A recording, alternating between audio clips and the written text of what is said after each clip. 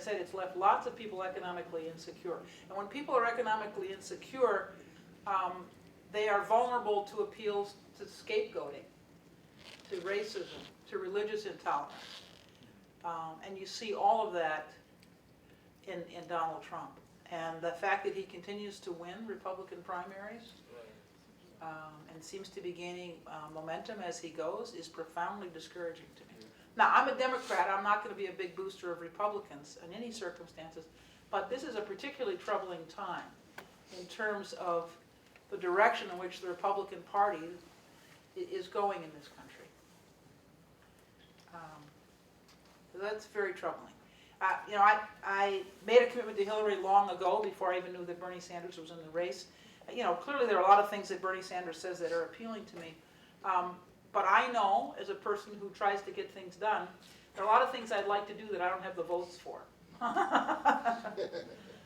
You know, there are a lot of good ideas, things that I believe in, that I know I can't get 9 votes that I need in the Board of Commissioners to make it happen. And my view is that you have to look at what you want to try to do and look at what's possible, and the things that are on both lists are the things that you put your energy into, okay?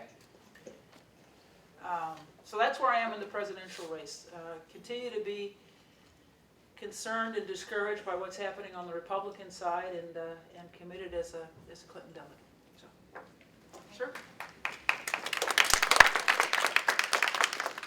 President Preckwinkle, thank you. Thank you for speaking with us. Sorry. A question about social justice. I'm thinking about, in 2013, I worked in Milwaukee on a campaign to help bring back the House of Corrections from under the control of Sheriff Clark back to the county, Right. to return restorative programming to those incarcerated there. How is Cook County presently using restorative justice models and restorative development programs to help those adults incarcerated to avoid recidivism in the future, not in addition to the juvenile programs you mentioned? Right. We spend every year about $500 million on jails, our adult jail and our juvenile temporary detention center. I think it's $487 million or something like that. $500 million. And when I came into office, I said we've got to start first working on reducing the jail population, getting the people accused of nonviolent crimes out of the jail while they await disposition of their case, because they're not a danger to themselves and they're not a danger to their community. So we've been working on that, and as I said, we've seen a 20% reduction in the jail population without seeing a spike in people who are not showing up for their hearings or their trial, or who are accused of a new crime while they're waiting the disposition of the previous one. So we haven't seen increases in people, you know, messing up, and we've got a lot fewer people in our jail. But working on jail reduction alone, jail population reduction alone, is not good enough. You have to, as you said, look to ways to deal with prevention of violence, restorative justice efforts, anti-recidivism efforts, trying to keep people from treating the jail as a revolving door, in and out all the time. So we began to put money into those kind of programs, and as I said, it's 3 categories: violence prevention, anti-recidivism, and restorative justice. And we've spent about a couple $1 million in the last 2 years as we've begun to do that. As we drive the jail population down further and frankly close divisions at the jail, which we just did this year. We've closed 3 divisions so far this year. We're going to tear the old buildings down. So we'll save money on maintenance and operation of those buildings, and we'll save money on staffing. And the sheriff has had some real challenges in staffing in the jail. So we're going to bring the jail population down, and at the same time deal with some of the overtime issues that he struggled with, because we've got fewer people in the jail and we can manage our staff better. But we're also going to, as we bring the jail population down, put more money into those kind of programs. As I said, for the first time, this is the county's doing this: prevention, violence prevention, anti-recidivism, and restorative justice. The only way to make an impact in the long term is to put more resources into those kinds of things. And also, frankly, to put money into economic development. Because what I always say is the best antidote to violence is a job, you know?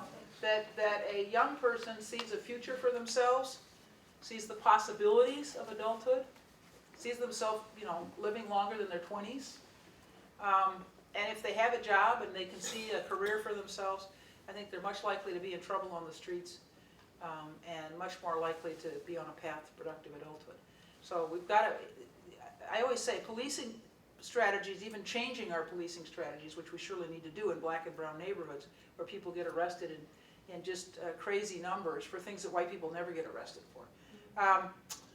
Changing policing strategies is not sufficient. You have to have an economic development strategy to lift up these communities, because the same communities that are the most violent also have the highest levels of poverty, the lowest levels of educational attainment, the poorest public schools, you know, no retail shopping, they're food deserts.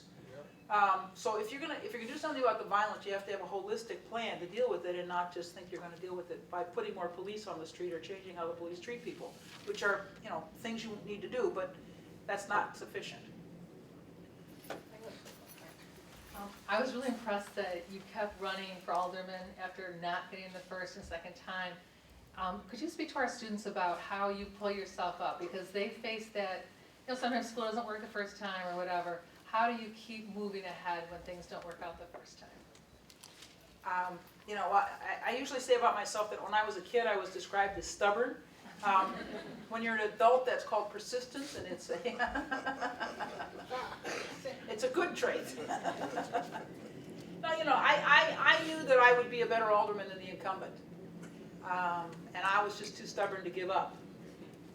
So I got my behind whipped a couple times, and on the third time, I won by 109 votes out of more than 11,000 cast. So whenever I talk to young people, I always talk first and foremost about the importance of voting. Because, you know, if 109 people who supported me stayed home that day, I wouldn't have won and been off on a long political career. But, you know, it's not easy. I mean, it was no fun losing. But I knew this is what I wanted to do, and that I would be good at it if I ever got the chance. So I didn't give up.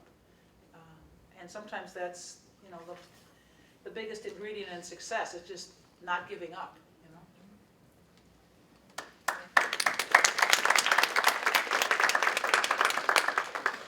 I just had a quick question. I've seen some apathy, and it wasn't on this campus, I need to say, but I've seen some apathy in the young people not voting. And what I wanted to ask is there any way, because when I do ask them why they didn't vote, they said they didn't know who represented their interests. Are there any websites or anything that you could maybe recommend for our young people, because they don't ever touch a newspaper? So I freely admit to being very old-fashioned and reading newspapers.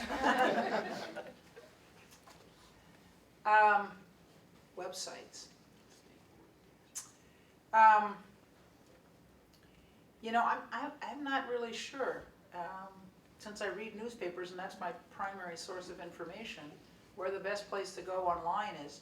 But you know, the city board of elections can tell you who your candidates are, and the county board of elections can tell you who the candidates are in the suburbs.